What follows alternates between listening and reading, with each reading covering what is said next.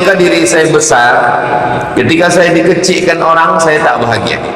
Kalau saya menyangka diri saya hebat, ketika saya dihinakan orang, saya sakit hati, saya tak bahagia. Jadi kalau kita nak bahagia, maka jangan besarkan diri kita, besarkan Allah. Di dalam sembahyang, di dalam solat, kita sedang menghinakan diri kita, membesarkan Allah. Tadi saya dialu-alukan, dipanggil, disebutkan biografi. Ini adalah Profesor Dr. Abdul Somad, belajar di Kahira, di Maghribi, di Sudan. Semua dah disebut, pensyarah. Tinggal satu lagi yang belum disebut, almarhum. Jadi ketika disebut engkau besar, ketika kita tidak dibesarkan orang, kita rasa tak bahagia, kita dilekehkan orang, kita dikecilkan orang, maka kita besarkan Allah.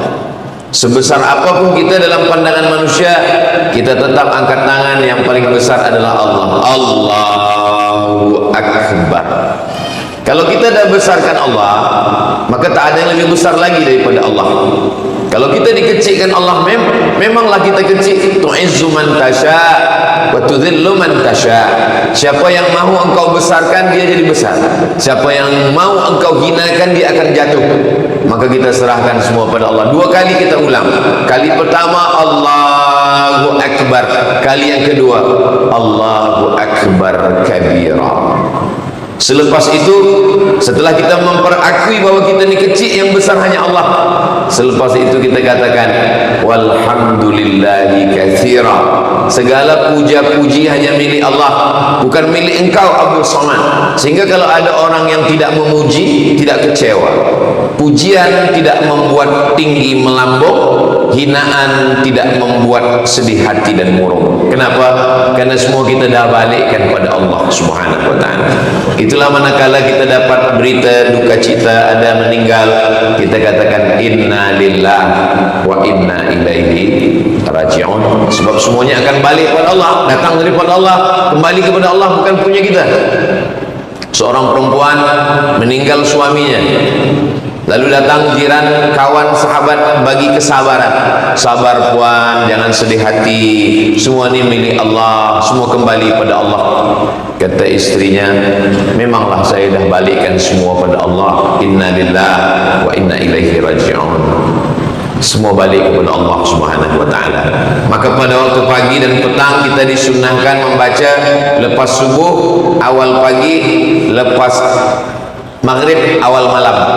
Lillahi ma fis samawati wa ma fil ard. Segala apa yang ada di bumi, segala apa yang ada di langit, lillah, punya Allah, bukan punya kita. Kesedihan yang paling dalam adalah ketika kita ada rasa memiliki. Ini milik saya, ini punya saya, ini punya saya saja, bukan punya yang lain. Tapi bila rasa memiliki ini dah kita balikkan pada Allah, Allah pinjamkan pada saya sekejap, lepas itu dia ambil balik, bukan punya saya. Kebesaran, kemuliaan punya Allah. Allahu Akbar. Pujian juga punya Allah. Walhamdulillahi katsira. Suci. Kalau kita rasa diri kita suci, lalu kemudian ada orang olok kita, ejek kita, kita marah. Tapi kalau yang suci itu Allah, wa subhanallahi bukratan wa asila. Ini tiga yang paling asas sekali kalau mau bahagia. Yang besar Allah, pujian milik Allah, yang suci pun Allah. Allahu Akbar kabira, walhamdulillahi katsira, wa subhanallahi bukratan wa asila. Kalau kita sudah merasa diri kita paling hina, paling rendah, paling tak ada apa-apa, orang susah nak menghinakan kita lagi. Sebab kita dah rasa kita lah yang paling tak ada apa-apa. Dan ini hanya dimiliki seorang Muslim ketika dia beribadah salat, mendekatkan diri kepada Allah Subhanahu wa ta'ala. Saya di Kulim, di Malaysia, saya dimuliakan, saya tetamu, saya ustaz, saya profesor, saya doktor, saya pensyarah. Tapi bila saya balik ke kampung halaman saya tutup muka saya pakai topi, saya pakai baju biasa, orang tak kenal dengan saya parking kereta pun dia halau, bukan letak sini, pergi sana. Saat itu saya tidak merasa terhina. Sebab apa? Sebab segala kemuliaan, kebesaran, pujian, sanjungan, kesucian bukan punya kita. Maka syarat bahagia yang pertama adalah kita berdamai dengan diri kita. Sebab kita, apa yang dikatakan orang, orang sebut kita mulia, kita rasa diri kita mulia. Orang sebut kita besar, kita rasa diri kita besar. Kalau kita dah merasa diri kita mulia, besar dan suci, bila kita dijatuhkan orang, dihinakan orang, kita marah. Tapi bila kita dah mampu berdamai dengan diri kita, kita katakan ini bukan punya saya. Kalau kita hari ini kita dimuliakan orang, itu hanya karena Allah tutupi aib cacat kita. Kalau Allah bukakan semua, kita bukan apa-apa dan kita bukan siapa-siapa. Itulah mengapa dalam sembahyang kita kata Rabbil firli. Rabbil firli maknanya tutupi. Kata ghafara, Rabbil firli, tutupi, tutupkan. Kalau kita ambil paku, kita nak gantungkan lampu di dinding, kita pukul dinding ini pecah. Lalu kemudian kita malu, ada tetamu datang, takkan masjid Sayyidina Abu Bakar Siddiq di dindingnya pecah. Maka kita tutup balik, seakan-akan tak pernah terjadi aksiden, tak terjadi apa-apa. Dinding ini baru, dinding ini elok. Maka begitu jugalah dengan diri kita, kita minta pada Allah, Rabbil firli. Maka doa masuk masjid, Allahumma firli, ya Allah tutupi segala aib cacat. Dalam sembahyang, Rabbil firli warhamni. Jadi bahagia yang pertama sebelum keluar, sebelum kepada istri, kepada anak, kepada kawan, kepada jiran, di dalam diri kita sendiri kita betulkan. Karena kebahagiaan itu datang, letaknya bukan di mata, bukan di telinga, bukan di tangan, bukan di kaki, letaknya ada di dalam hati. Maka hati inilah tempat Allah memandang. Innallaha la yanzuru ila ajsamikum, Allah tak pandang badan kamu, wala ila suarikum, Allah tak tengok rupa kamu, muka kamu, walakin yanzuru ila qulubikum, yang dipandang Allah adalah hati kamu. Di mana letak khusyuk salat? Hati. Di mana letak sabar? Hati. Di mana letak ridha? Hati. Di mana letak tawaduk? Rendah. Maka disebut dengan rendah hati, sebab letaknya di dalam hati. Yang dipandang Allah adalah hati kita. Tapi jangan sebab ini esok pagi penuntut pelajar tak mandi. Bila ditanya cikgu, kenapa awak tak mandi? Allah pandang hati kita. Memang Allah pandang hati kita, tapi kawan kita tengok muka kita. Maka kita bila bercermin, kita seimbangkan antara yang zahir dengan yang batin. Allahumma kama hassanta khalqi fahassin khuluqi. Ya Allah, sebagaimana engkau dah elokkan khalqi, physically, bentuk muka, tangan, kaki, rambut saya, fahassin khuluqi, perbaikilah akhlak saya. Kata Nabi SAW, ala fil jasadi mudghah, ketahuilah di dalam jasad, dalam badan itu ada segumpal, ada sekepal. Idza salahat, kalau dia baik, salahal jasadu kulluh, yang lain ikut jadi baik. Wa idza fasadat, kalau dia rosak, yang lain pun ikut menjadi rosak. Maka perbaiki hati, betulkan hati. Dalam sembahyang yang kita jaga adalah hati. Ada seorang lelaki sembahyang, bila dia sedang sembahyang, dia tarik-tarik, dia sapu-sapu janggut dia. Lalu kemudian seorang yang menengok dia bertanya kepada ulama, wahai ulama, apakah orang itu khusyuk? Khusyuk letaknya di hati. Apa kata ulama menjawab, laus khasha'al qalbu la khasha'atil jawarihu. Seandainya hati dia khusyuk, pastilah badan dia ikut khusyuk. Jadi kalau kita nampak ada orang mata kesana kemari, tangan menggaru-garu, sesungguhnya hati tak khusyuk. Karena hatilah yang akan memerintahkan kepada tangan, hati akan menyuruh mata, hati akan memerintahkan kepada kaki. Kalau hati khusyuk, yang lain ikut khusyuk. Hati adalah panglima yang memerintahkan pasukan di dalam diri manusia. Maka hati ini yang dibuat bahagia dulu. Bahagiakan dia bahwa kau bukan apa-apa, bukan siapa-siapa, bukan mulia, bukan besar, bukan sanjung. Yang mulia adalah Allah.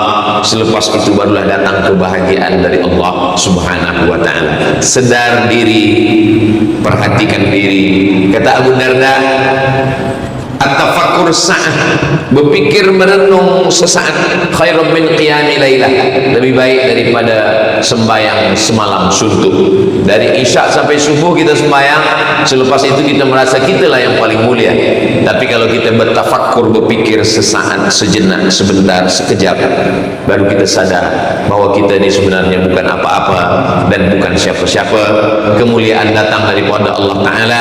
Disitulah kita akan rasa bahagia. Bahagia yang pertama adalah hubungan kita mesti baik dengan Allah Subhanahu wa Ta'ala.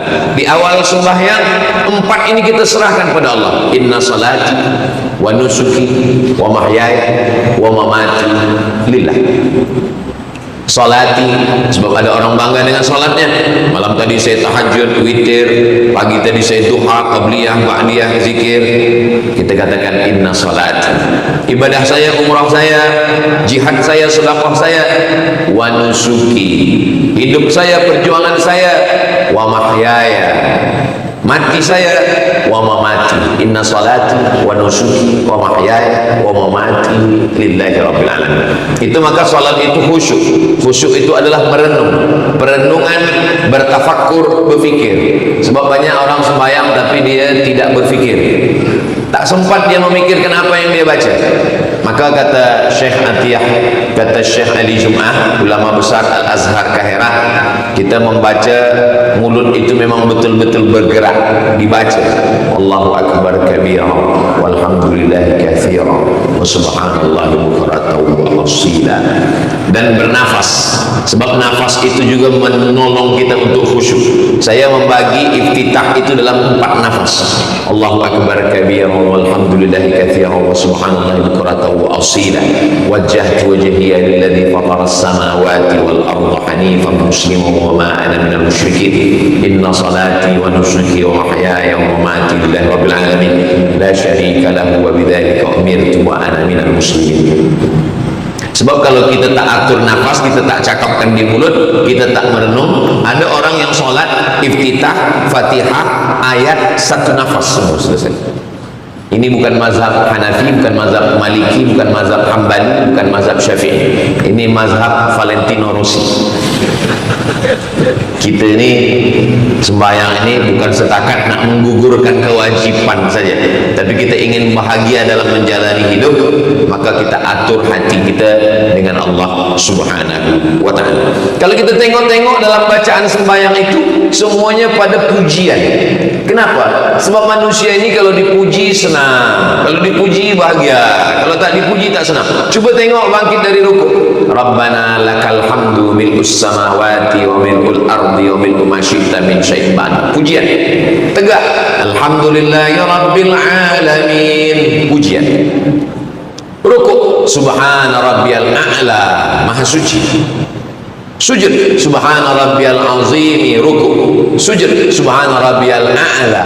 Semuanya pengakuan tentang kesucian milik engkau, pujian milik engkau, yang tinggi engkau, yang mulia engkau. Aku bukan apa-apa dan bukan siapa-siapa. Jadi kalau mau mulia, sedarkan diri bahwa kita bukan apa-apa dan bukan siapa-siapa. Itu syarat kemuliaan, kata Allah Subhanahu wa Ta'ala, yang disampaikan kepada Nabi Muhammad sallallahu alaihi wasallam, disampaikan kepada para sahabat, sahabat kepada tabi'in, tabi'in kepada tabi'in, kepada para ulama, kepada cikgu, tuan-tuan guru kita, hingga sampailah hari ini disampaikan oleh Ustaz Abu Somad. Doakan supaya apa yang disampaikan ini jangan setakat di ujung lidah, di tepi bibir, hanya sampai pada kajian, tapi juga sampai pada yang menyampaikan ini lebih dulu bahagia hatinya. Sebab kalau hanya sekadar bercakap saja, burung beo pun boleh bercakap, tapi tidak sampai ke dalam hati manusia. Maka kita ini ingin supaya semua yang kita cakapkan ini masuk ke dalam hati. Apa tanda cakap itu masuk ke dalam hati? Kalau cakap dari mulut, sampainya ke mulut saja. Tapi kalau cakap itu dari hati, insya Allah sampai di hati.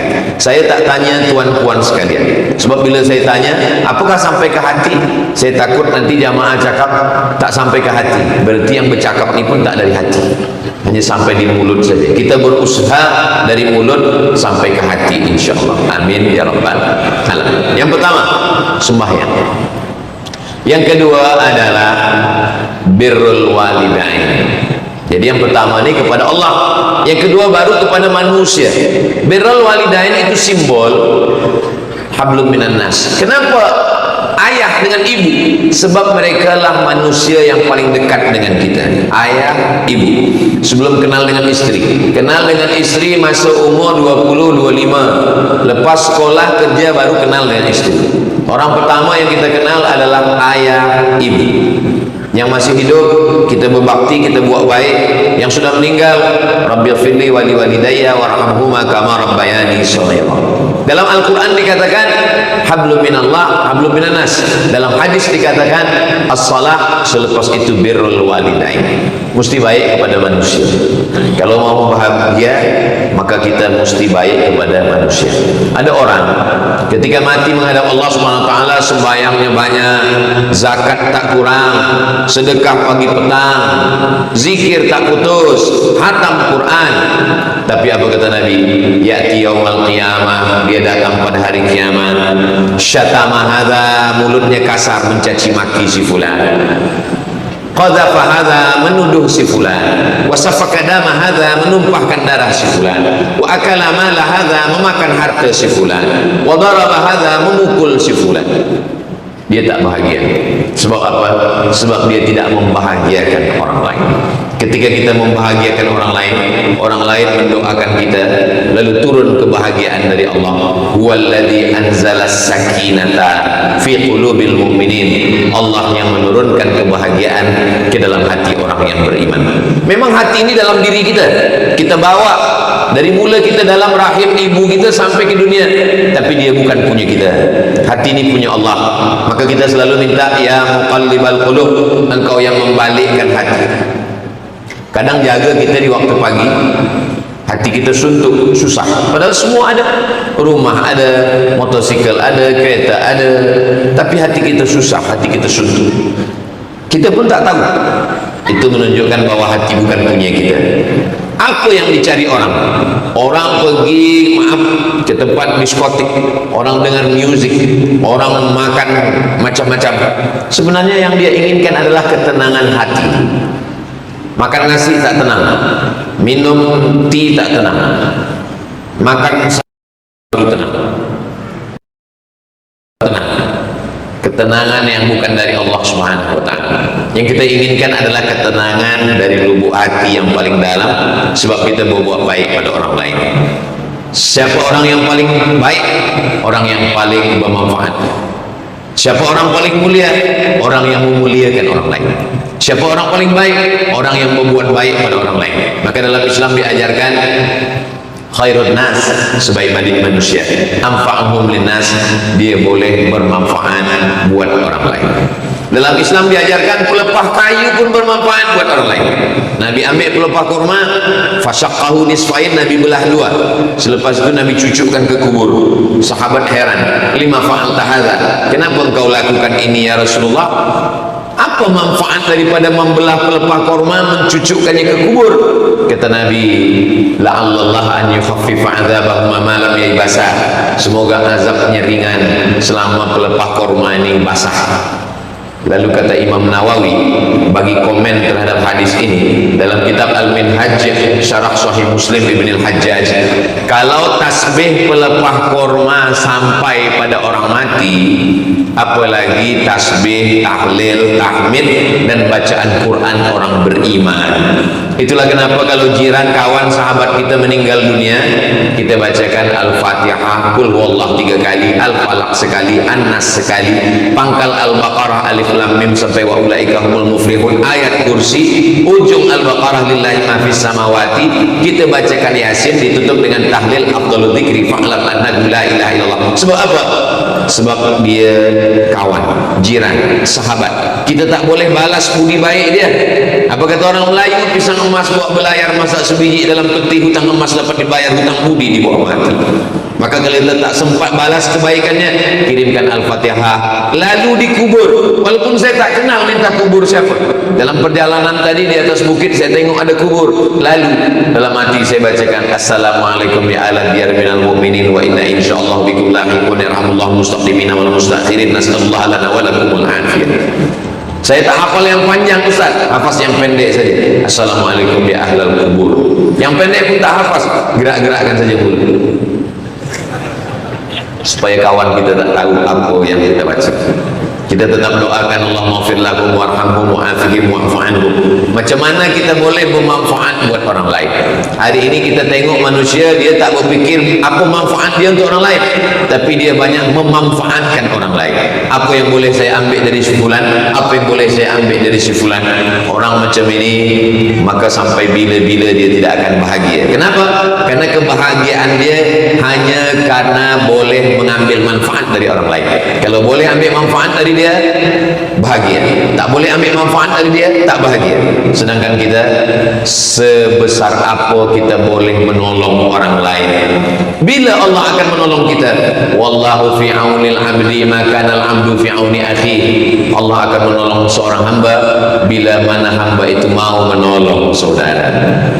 Man yassara an mu'sirin, siapa yang memudahkan urusan orang, yassarallahu anhu yaumal qiyamah, Allah mudahkan urusan dia pada hari kiamat. Man farraja an muslimin kurbatan min kurabid dunya, siapa yang melepaskan orang lain dari kesusahan dunia, farrajallahu anhu kurbatan min kurabi yaumil qiyamah, maka Allah akan lepaskan dia dari segala macam kesusahan-kesusahan pada hari kiamat.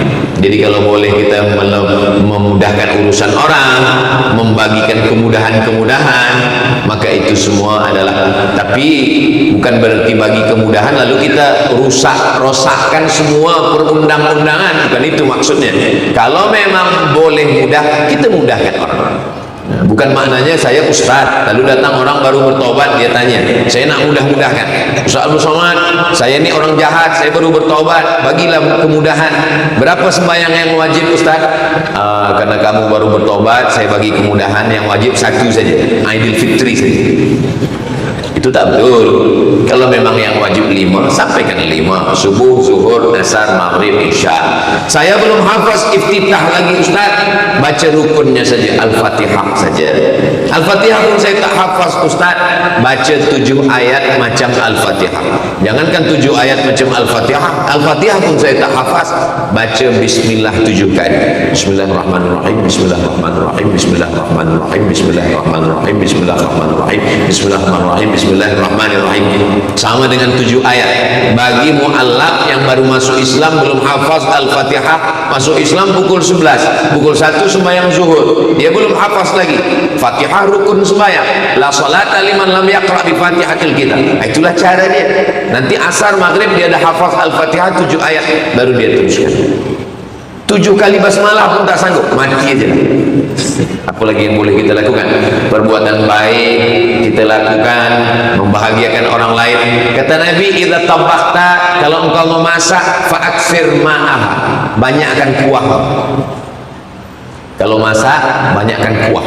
Untuk apa banyakkan kuah? Bagi kepada jiran. Jiran kita ini berapa banyak? Kata Imam Sufyan Ats-Tsauri, jiran kita adalah 40 rumah. 40 rumah ke hadapan, 40 rumah ke belakang, 40 rumah ke kanan, 40 rumah ke kiri. Zaman dulu begitu, 40, 40, 40, 40. 4 arah angin, 40. Sekarang 40 ke atas, 40 ke bawah, sebab dia duduk di kondo. Maka semua ni jiran. Kalau kita mati, inilah yang akan datang tolong jenazah kita, memandikan, mengkafankan, mensolatkan, mengkuburkan. Walaupun kita ada saudara kandung, seibu sebapa, kaya raya, dia tak boleh tolong kita, jauh, dia sedang di luar negeri, luar negara. Tapi bila jiran kita baik, kawan kita baik, iman ni di dalam. Tapi macam mana kita boleh tahu orang beriman? Nampak keluar, la yu'minu ahadukum, kamu belum beriman, hatta yuhibba li akhi, sampai sayang kepada saudara, ma yuhibbul nafsih, sama macam sayang pada diri sendiri. Ada satu buku judulnya The Miracle of Giving, keajaiban ketika kita membagi pada orang lain. Pada tahap awal kehidupan kita, kita rasa nikmat menerima. Tapi nanti bila kita dah dewasa, bila kita dah agak tua sikit, yang muda-muda belia belum merasakan itu. Nanti umur 40-50, kita akan merasakan nikmat membagi. Ada seorang datang kepada Nabi mengadu, ya Rasulullah, an qaswatil qalbi, hatinya keras, macam mana boleh melembutkan hati? Kata Nabi, at'imil masakin, beli nasi, bagi makan orang miskin, pergi ke tempat fakir miskin, anak yatim. At'imil masakin, bagi makan orang miskin, wamsah ra'sal yatim, sapu kepala anak yatim. Menyapu kepala anak yatim, menengok dia makan, menyejukkan hati kita, menenangkan hati kita. Rasa hati yang kering terasa basah, menengok dia menyuap, Allah mabarik lana. Tapi saya tak kaya Ustaz Abdul Somad, saya tak mampu bagi semua anak yatim yang banyak. Balik dari office pada masa weekend, pada masa cuti, kita beli nasi beberapa bungkus, kita pergi ke tempat anak yatim. Assalamualaikum pengetua tempat anak yatim, berapa semua anak yatim di sini? Ini banyak, ada 100 anak yatim, saya nak bagi makan pada mereka semuanya. Tidak, 2 orang saja. Sebab itu yang kita mampu. La yukallifullahu nafsan illa wus'aha. Allah tidak membebani kita, bagi kita beban lebih daripada yang kita mampu. Maka terasa dalam hati kita, kita sedang bahagia karena kita membahagiakan orang lain. Ittaqu zulma, jangan zalimi orang. Fa inna zulma zulumatun yaumal qiyamah. Kerana kezaliman itu akan menjadi kegelapan pada hari kiamat. Ada seorang raja, penguasa, lalu kemudian tiba-tiba saja dia sedang makan ikan, durinya tersangkut, lalu kemudian tidak sihat-sihat. Dipanggillah tabib, dipanggil doktor, tak juga sihat. Kemudian dipanggillah seorang ulama, ulama yang kasyaf, ulama yang tersingkap hijab. Disingkapkan Allah hijab kerana riyadhah dia tahan makan, dia tahan minum, dia tahan tidur. Selepas itu dia beribadah, disingkapkan Allah. Dalam tasawuf namanya kasyaf. Kasyaf itu artinya tirai hijab yang tersingkap. Tadi ada hijab, saya tak boleh nampak puan semua tertutup hijab. Nah, sekarang hijab dah terbuka, ini namanya kasyaf, tersingkap hijab. Kata dia, awak ada zalimi, aniaya orang, itulah kenapa duri ini tersangkut. Oh betul, saya baru ingat. Masa itu pada suatu petang, saya sedang berdiri di depan istana saya. Saya tengok ada orang memancing balik dari sungai. Lalu saya tengok dia bawa ikan. Lalu saya suruh tentera ambil ikannya. Sebenarnya bagi saya nak ambil ikan senang, cukup ambil ikan di mana. Tapi ada satu kenikmatan yang dirasakan ketika boleh merampas ikan dari tangan orang lain. Lalu kemudian cuba cari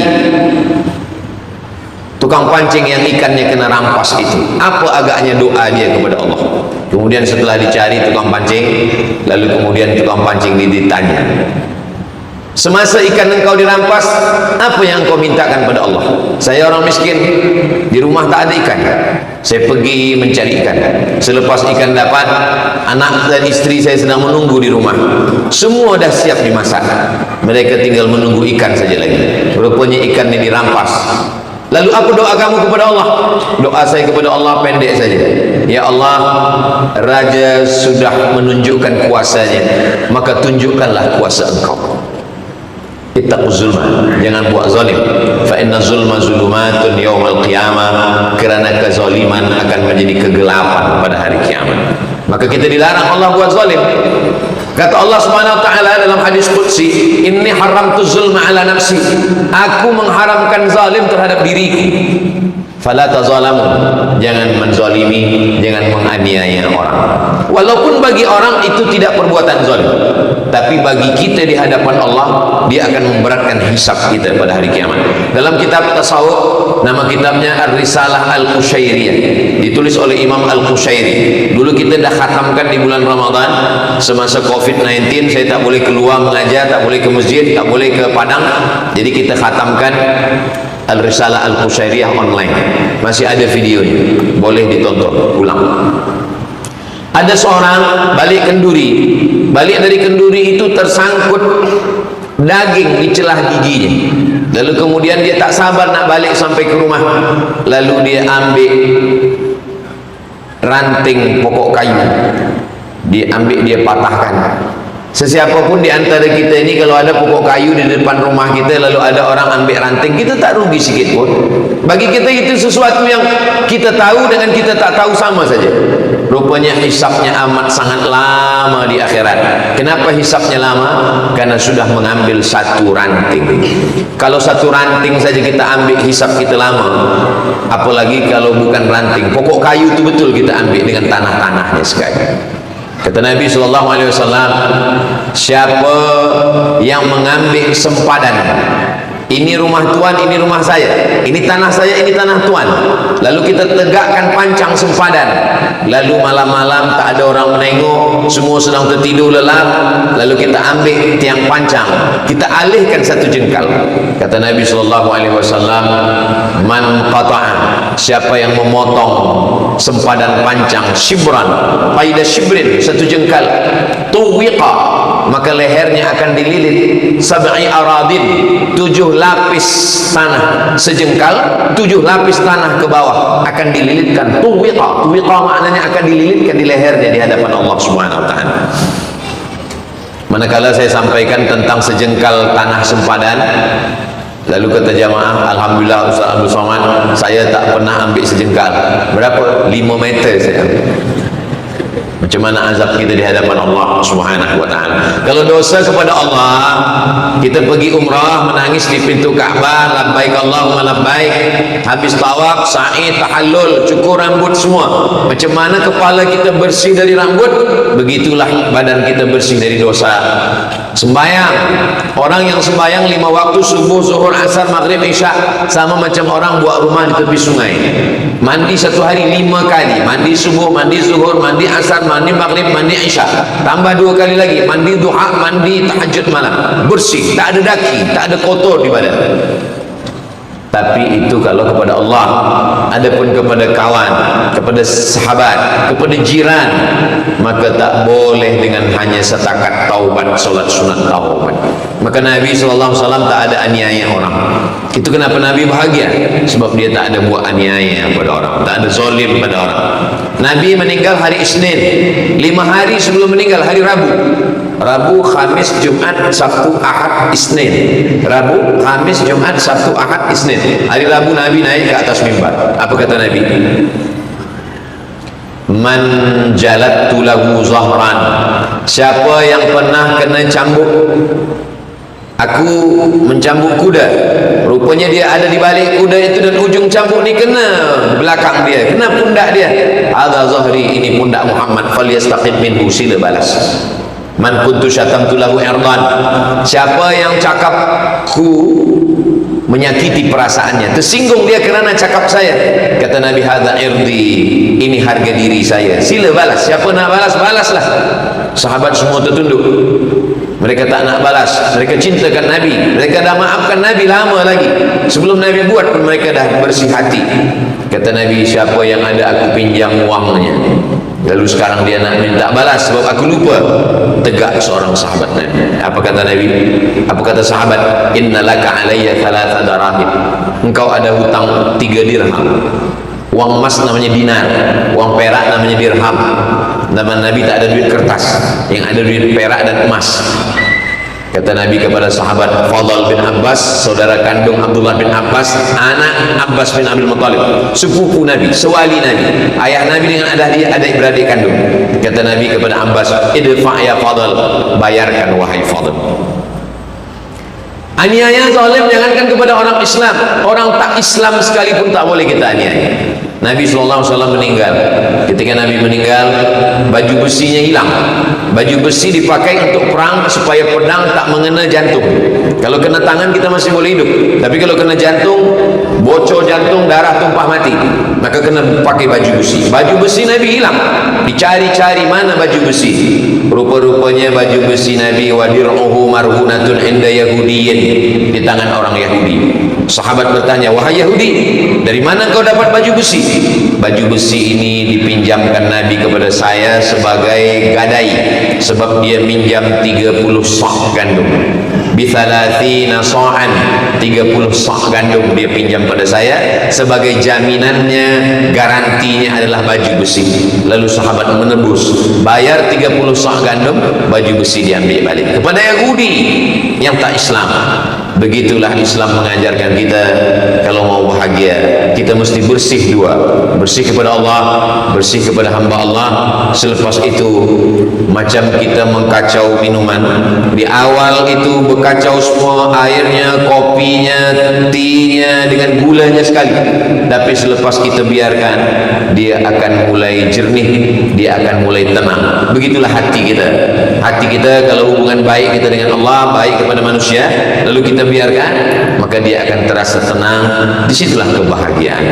Bahagia dalam Islam kalau hubungan kita dengan Allah, hubungan kita dengan manusia baik. Tapi kalau hubungan kita dengan Allah tak baik, ditambah lagi hubungan dengan manusia tak baik. Manusia yang paling dekat, ayah, ibu. 5 manusia yang paling dekat dengan kita. Yauma yafirru mar'u min akhihi, saudara, wa ummihi, ibu, wa abi, ayah, wa sahibatihi, istri, wa bani, anak. Macam mana dengan kawan? Kawan jumpa di luar rumah, tapi di dalam rumah ayah, ibu, anak, saudara, istri, suami dengan orang-orang ini mesti baik. Sekarang manusia ini banyak dengan kawan baik, tapi dengan ayah, dengan ibu tak baik. Dengan sahabat baik, tapi dengan istri, dengan anak tak baik. Maka kalau mau tahu orang baik tak baik, maka tanyalah bukan dengan kawannya, tapi dengan istri dan anak-anaknya. Ketika dia baik di rumah, maka insya Allah dia baik di hadapan Allah Subhanahu wa ta'ala. Ketika ini kita lakukan, maka ada kebahagiaan. Maka ketika Nabi ditanya, yang pertama kata Nabi, salat, hubungan kita dengan Allah sudah baik.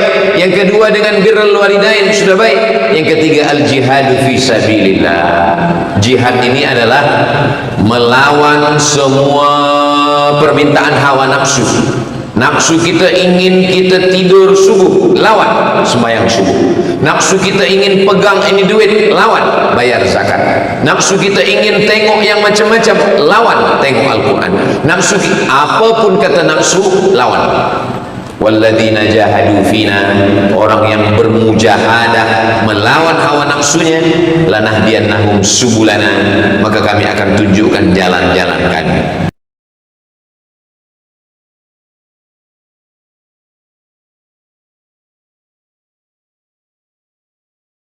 Memanglah masa-masa yang genting melawan hawa nafsu, melawan mata. Kata pepatah orang Melayu, kalau udah tegang urat perut, kendurlah urat mata. Alhamdulillah, saya tengok jamaah Masjid Sayyidina Abu Bakar Siddiq ni memang orang-orang yang sudah lulus, sukses melawan hawa nafsu mata.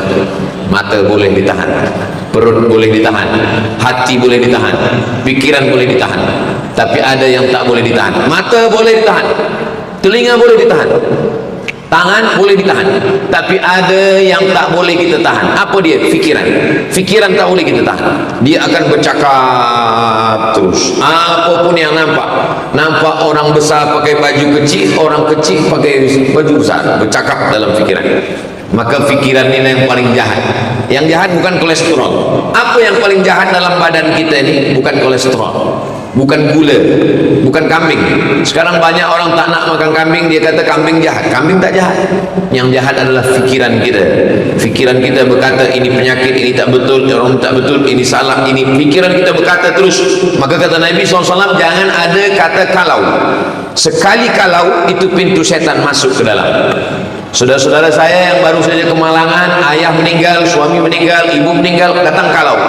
Kalaulah dulu saya bagi obat, kalau dulu saya bawa hospital, kalau dulu saya baik, kalau dulu, kalau menyebabkan hati menjadi sedih, terlampau sedih, datang iba hati, meneteskan air mata, sesal tak berkesudahan, menjadi penyakit, merubah menjadi stres, depresi, anxiety.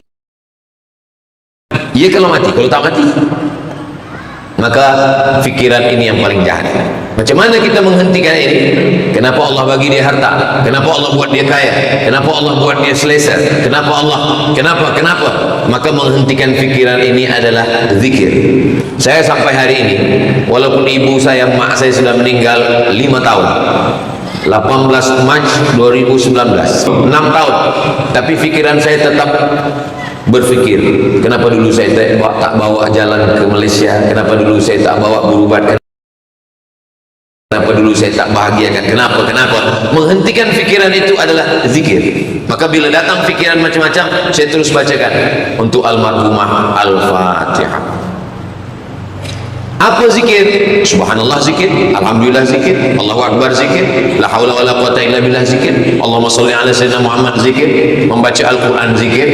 Jadi kalau ada orang berfikir macam-macam, terus dia berzikir Subhanallah, Alhamdulillah, wa la ilaha illallah, Allahu Akbar, wa la haula wala quwata illa billahil aliyyil azim. Banyak sekali zikir. Atau dia baca Quran, Bismillahirrahmanirrahim, Yasin, wal Quranil Hakim, innaka laminal mursalin ala siratim mustaqim, tanzilal azizir rahim, litunzira qauman. Ketika kita baca ayat-ayat ini, pikiran kita berhenti. Itu kenapa orang disuruh membaca Quran, supaya menghentikan pikiran. Kenapa orang disuruh berzikir? Afdalul dzikri fa'lam annahu la ilaha illallah, la ilaha illallah, la ilaha illallah. Tapi zikir yang terlampau banyak, subhanallah zikir, alhamdulillah zikir, Allahu akbar zikir, la haula wala quwwata illa billah zikir, salat zikir, baca Quran zikir, maka banyak jamaah yang confused. Mana zikir ini sebenarnya? Kata guru saya dulu di Sudan, Syekh Omar Al-Ma'ruf Ali, kata dia, Abdul Somad, saya bagi kepada engkau zikir 3. Yang pertama istighfar, astaghfirullahaladzim, astaghfirullahaladzim, astaghfirullahaladzim. Setelah bersih, engkau isi dengan salawat, Allahumma salli ala sayyidina Muhammad wa ala ali sayyidina Muhammad, Allahumma salli ala sayyidina Muhammad wa ala ali sayyidina Muhammad. Yang ketiga adalah zikir yang paling afdal, tahlil, la ilaha illallah, la ilaha illallah. Tapi zikir juga bukan maknanya kita zikir lalu kita tak ada komunikasi dengan manusia. Kita tetap bercerita, bercengkrama, bercakap-cakap dengan orang. Saya tidak juga mahu selepas ini jamaah ini tak ada bercakap lagi dengan orang, menganggap orang ini hanya merosakkan fikiran dia. Selepas dari sini dia tanya, macam mana program kita nanti weekend ini? Subhanallah walhamdulillah wala ilaha. Kita tetap bercakap, padahal perkara yang baik-baik. Tapi kalau cakap ini menyebabkan kita menjadi susah hati, ghibah, namimah. Ghibah menceritakan aib orang lain, namimah membawa-bawa cakap orang lain. Maka kalau ini lebih baiklah kita say goodbye. Selepas itu kita sibukkan diri kita dengan zikir kita. Tuba liman syaghalahu aibuhu an uyubin nas. Berbahagialah orang yang sibuk dengan dirinya, dengan hatinya, dengan fikirannya, sehingga dia tak sempat memikirkan aib orang lain. Sibuk memikirkan aib, cacat, kekurangan dirinya, sehingga dia tak sempat memikirkan aib orang lain.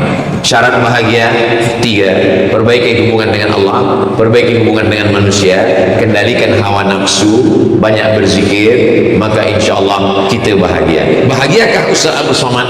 Bahagia bukan pada benda, bahagia ada pada rasa. Rasa tak boleh diungkapkan, sebab rasa yang ada di hati saya sekarang tak sama dengan rasa yang ada di hati puan-puan sekalian.